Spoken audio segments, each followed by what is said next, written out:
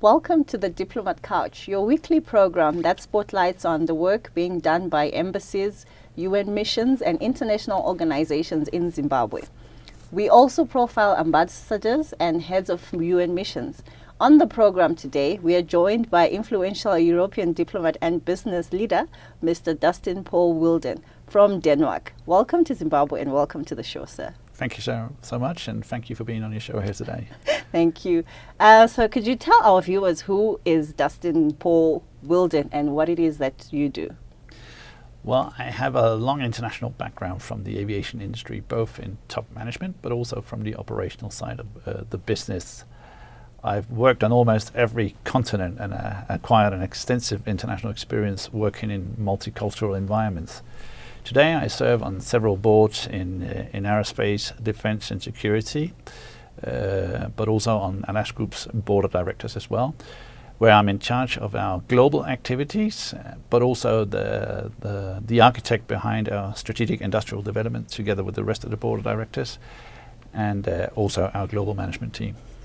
And from your brief, you've mentioned that you have interest in diverse industries, and you've also pushed for Denmark's trade and economic diplomacy. How do you juggle between aviation, aerospace, defense, and tourism? How do you juggle between all those industries? Well, that is a lot, and thankfully many of the areas that I work with are interrelated in a number of ways. And there are actually some synergies that actually complement each other. And for me, working within the aerospace industry, I've always been truly fascinated at what goes on beyond the planet that we live on in deeper space, and how we've just only scratched the surface, and how I can be a part of that. But also what goes on in the travel industry, bringing me back into what we're doing in there. But also now how to deal with COVID and having to resuscitate that industry. But also looking into the situation in the East with the war going on there, and the spike in inflation rates and the economic conditions that we're facing now because of that, where we actually combine defense and energy in there. So you can see they complement each other in a number of ways. Of the interests that you've mentioned, which one do you think has contributed immensely to your fame, and how did it start? I think circumstances inspired me to be whom I am today. I've met a lot of wonderful people around the world, leaders like myself, but also common people who've made a difference in this world. I knew from the early beginning that I wanted to travel the world. I wanted to get to know the planet I live on, but also to meet different cultures and people from different areas to show me that things are different.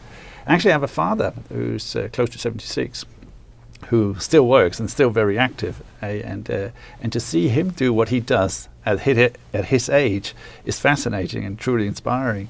So there are two choices in life. You can either be the victim or be the champion, and in this life I've chosen to be the champion. So according to media reports, you seem to spend a lot of your leisure time in the space of doing what you love doing. How has this experience been for you, and what do you think contributes to your recognition as a top aviation personality globally? Well, I was born in England, and I remember I was visiting my grandmother who lived in a small village close to Heathrow Airport.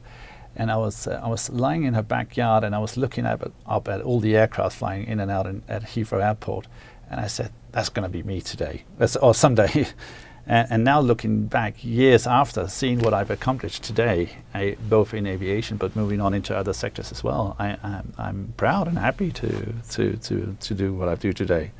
So I think that's lying. Well, it started in the village of in a backyard in England. Looking up into the skies that actually turned me into who I am today. And what brings you to Zimbabwe from that rich history in aviation and aerospace defense? What brings you to Zimbabwe? Well, we work globally, and we want to be on every continent, and we didn't have any operation here in Africa, so we were looking into Africa, what could we actually do down here? So we did a feasibility study on the entire continent of Africa, and looked at what was the best fit for us. And looking at the southern part of Africa, we immediately recognized that was the best fit for us because of its political stability and financial potential. So Africa is a new beginning for us, but we are looking at different sectors on aerospace aviation. We're looking into renewables. We're looking into other sectors that we can see that could benefit the group in the things that we do globally. So we're just in the early beginning of what we do here in Africa, just scratching the surface. And so far, how have your interactions been since you arrived in Zimbabwe? Well, it's been good. Coming on this show was nice. But also meeting the different people that since I've arrived, I just had a meeting with SIDA regarding developments here in this country and how we can synchronize what we do as a group locally into Zimbabwe. We're doing other stuff in Botswana at the moment.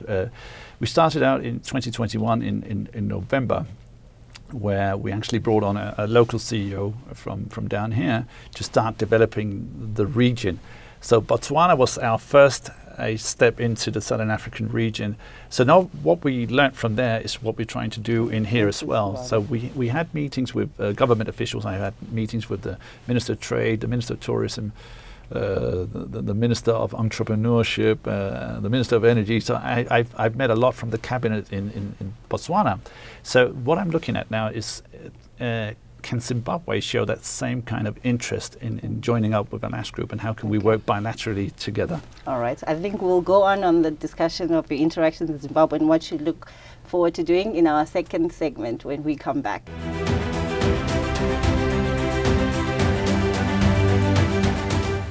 We're back on the second segment of Diplomat Couch, where we're joined by Mr. Dustin Paul Wilden from Denmark. And we were discussing his interests in Zimbabwe. So back to you being in Zimbabwe, are there any areas that you think you can play a part in promoting sustainable development and the government's national development strategy? One. Yes, I do some synergies. Do see some synergies in what we do and what we can do here in Zimbabwe. I mean, globally, what we do globally and what we can do here in Zimbabwe. I was looking into the 2030 vision from the country and also the president as well, and I saw immediately that the things that we are doing in Asia can actually be incorporated into this place as well. So I think what we're trying to do is see if we can make a plug-and-play solution to see how can we take what we've done in Asia and plug it into what we're doing here in Africa, and is it actually so easy? So now it's becoming friends with stakeholders here and building a relationship with the people here, and hopefully that's going to turn out to something that's going to benefit all of us. Hopefully. Yes. And on a lot of platforms you are addressed as the ALICE Group Chairman. What is ALICE? Well, an ASH Group started out as an aviation company catering to different sectors in the aviation industry, ACMI, flight management, operations, you name it. We were in everything, or are in everything today. Then we moved on to renewables to meet actually our sustainability goals and to decarbonize our carbon footprint. And both areas being capital intensive, we looked at how can we build another branch to what we're doing, and that's how we came up with ALAS Economics to support these capital intensive areas. So now we've got ALAS Group Economics inside of that, and then we've also expanded our consultancy services, not just looking at the aviation industry as we started with, but in other sectors as well. Why we're approaching governments doing FDIs, foreign direct investments, we're doing public-private partnerships and other business-to-government relationships. So we're in a lot of things in ALAS Group. No, that's okay. And then you've mentioned you're coming to Africa. So are there any programs that you're currently working on in Africa or that you have done already? As I mentioned, we're fairly new here. We have identified areas, but we haven't executed anything yet. As I mentioned, we had a meeting with SIDA, and we looked at areas where SIDA saw an interest, where we could involve ourselves as a group in agriculture, in renewables, in aviation and tourism as well. So we're just scratching the surface to find out how can we synchronize what needs to be done in Zimbabwe. So I think I saw a major interest from SIDA, so I'm quite sure that something fruitful will come out of this. They actually gave us a task, say, come up with something that we can use and bring it to the table, and that's what we're going to do. I know our local CEO down here, he's been given a task now to start working on a plan to say, how are we going to penetrate the Zimbabwean market? Okay. Yeah. Among all these interests, you're also an advocate for renewable energy. How do you see renewable energy as a possible solution to energy poverty globally? Well, here in Africa, there are millions of people lacking basic electricities, where they resort to unclean fuels to cook food and heating their homes as well. So something has to be done also here in Africa. So it's unavoidable. So it's just, how do we do it? And who's going to invest into this as well? So where are the investments coming from? And that's what we hopefully can help provide, bring in that kind of attention to the outside world from the interest coming from Zimbabwe to build on these kind of investments, securing energy infrastructure and infrastructure in general as well, because something has to be done. We have an energy crisis on our hands, and everybody's suffering from that as we speak. So something has to be done. And then let's look at the Far East, where you have some business engagements there.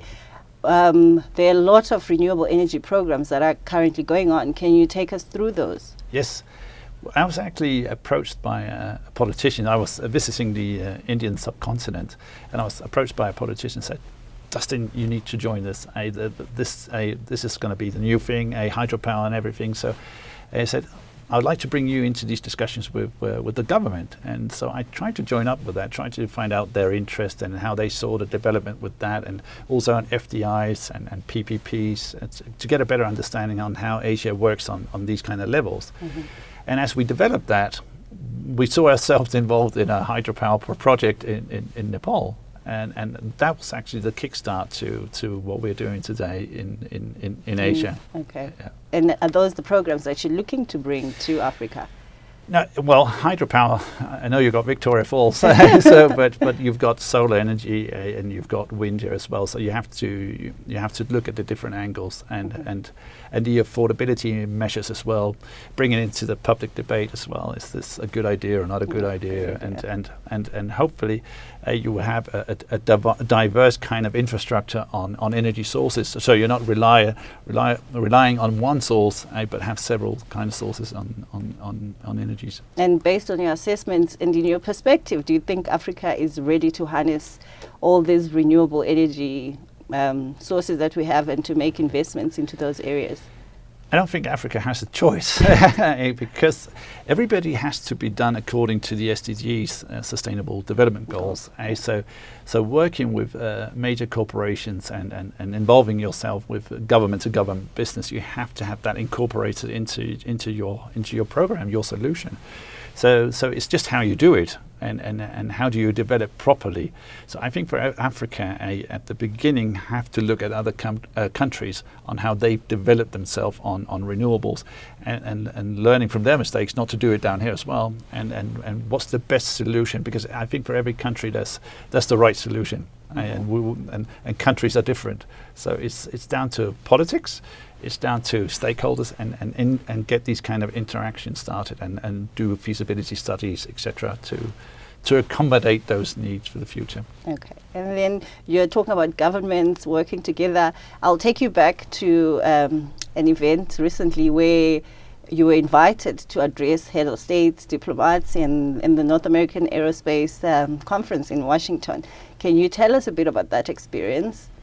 Well, it was great. I was there with our Prime Minister to look on how we could strengthen the bilateral relationship between our two nations, and how aerospace could play a major part of that, and also looking at the situation in the East. Europe and America has been working hard on looking at supply chain activities, because a lot of those have been disrupted over time because of COVID, and now also because of the situation in the East. So that was part of it as well, to say how do we reorganize our supply chain activities? How do we help each other in a situation we're in at the moment? And it goes down to a lot of things, like raw materials, etc. So for me to be there and be a part of that delegation and to to support our industrial development and to secure the things that we need for our industries as well. I was happy to be there, and I see that there's a lot of work that needs to be done, and I've been invited to go back to Washington again to continue our talks regarding this bilateral transatlantic relationship. I think in our third segment, when we come back, we're going to discuss more about this, and then anything else that you might have to share with us. Join us for our third segment after this.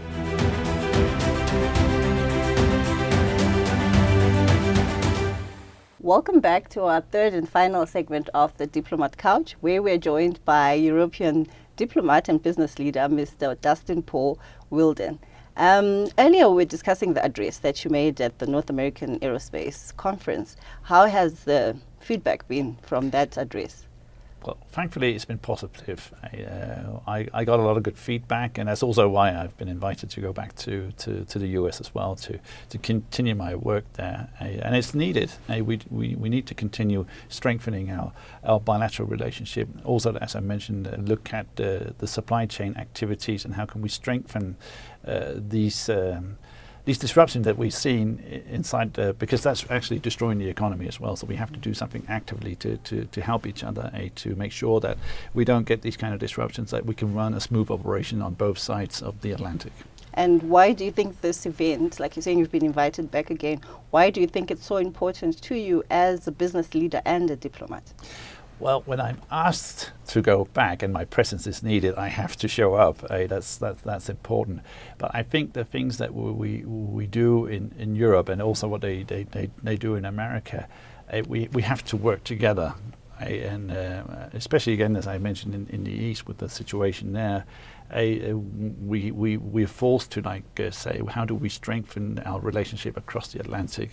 And that's a continuous work. That's something that we need to develop, because like I mentioned, the supply chain activities being disrupted. How can we help each other? And that's not something you do overnight. So because there's so many things that are interacted and connected. And things coming from the Far East that could be disruptive due to now we see microchips, etc., being disrupted because of COVID, and big factories like Apple finding solutions. Say, should we move to India or should we go back to America to secure that we have a constant supply of microchips to our production. So stuff like that still needs to be discussed. Okay, and now taking you back to your visit to Zimbabwe, how has the response and the feedback been from the meetings that you've had so far? Well, it's been really good. I've met some top level people here in the country, including from CEDA, where there's a huge interest in bringing foreign currency into the country and develop the country. Now that we see that sanctions has been lifted from the European Union, it's going to help develop the country as well. When coming into the country, coming outside the airport, there was this big sign that said, "We're open for business," with the president on it as well. And I was happy to see that, because, okay, we're actually open for business and we're looking forward to embracing what's coming from the outside. So hopefully that's what we're going to do. And what I saw from Zimbabwe is that there's a willingness and just a great interest in seeing how can we work with foreign entities to bring these kind of things into Zimbabwe that can help develop the infrastructure and the economy. You've mentioned several meetings that you've had since you arrived in Zimbabwe. So where do you see these relationships developing into, let's say, in the next 5 years? Well, I see a lot of opportunities, and I saw a lot of interest from the stakeholders here in Zimbabwe. So I think that's going to be developed a lot, especially in renewables, but also agriculture, to utilize the land better. So that actually what I mentioned was looking at the situation in the East, and with Russia and Ukraine exporting so much grain to third party or the third country world actually has an impact on the crisis that we see today, where they can't export. So why is it that Zimbabwe just doesn't open up and say, let's help? Why not? Don't we utilize the land here in Zimbabwe with grain and help support the world outside with that? So there's a lot of things that actually can be done in the political situation that we're in at the moment, and also for Zimbabwe to create an image on a humanitarian side as well, to say let's help with that. So a lot of things can actually be achieved now because of a geopolitical situation in Ukraine. Okay. Globally, there's a lot of talk on sustainable development goals, but a lot of African countries still grapple with economic fragility. So how do you see your efforts making a difference when it comes to that fight between the UN goals and surviving? Well, economy, and I know it's hard here in Africa. That's why we're trying to bring in FDIs, foreign direct investments. And the reason why we're having these bilateral conversations is the thing that I saw with the Open for Business part, and also for the stakeholders here in Zimbabwe, to show that there is an interest, so that we can bring it out to the world, saying, okay, there's an interest, there's a commitment from Zimbabwe. They have a developed PPP system, they have a developed FDI system. So what we need to do is address areas where we see that they need assistance, but where all parties can benefit from that. So I think a lot can be done from FDIs, but also from triple Ps, public-private partnerships. In this, we've seen it in Asia, and we've been doing that in Asia. So I think that can actually be copied into Zimbabwe as well. So a lot of opportunities there. And your life of doing business all around the world as a business diplomat, how is that life? What is involved in that life? It's extremely busy. It takes a lot of my time, as I'm involved in so many different things. But I enjoy what I do. I enjoy making a difference in the world, and seeing that I've had a positive impact on other people's life, and also on industrial relationships. Looking at the crisis situation we've been in with COVID, how do we reorganize? How do we rebuild? How do we resuscitate an industry? Well, I can play an active part with my experience and what I've done throughout my career. So I can honestly say I work a lot. It requires a lot of me as a person, and but again, I like what I do. And when you leave Zimbabwe, I think one of the questions you're going to get a lot is, did you visit the Victoria Falls? So I'm going to ask you, have you visited the Victoria Falls yet? Unfortunately, I haven't. And I came down, on my second trip down to Botswana, I flew Ethiopian Airlines, and I came through Addis Ababa, going into Victoria Falls, where we had a technical stop. And then flew on to Botswana. So I only got to look out the window and see what was out there. That was only the airport, so I couldn't see anything. So I will have to make a visit to Victoria Falls. That's on my bucket list. Okay, I think we're going to have to retake that without you mentioning Ethiopian Airlines. Okay. So you can just say the airline. Okay, okay. Okay. Yeah. So, okay, wherever you go, if you tell people you've been to Zimbabwe, I think the question you're going to get a lot is, did you visit the Victoria Falls? So I'll ask you, have you been to the Victoria Falls yet? Unfortunately, I haven't. I would like to go there. I came down through another country in Africa, where we had a technical stop at Victoria Falls, actually, with that airline. And the only thing I could see was the airport looking out the window. So that was the closest I got to Victoria Falls.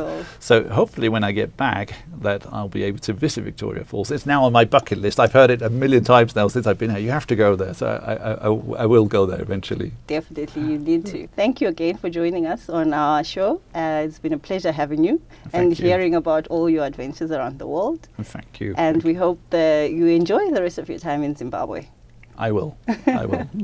And that's it for our show today on Diplomat Couch. See you again soon.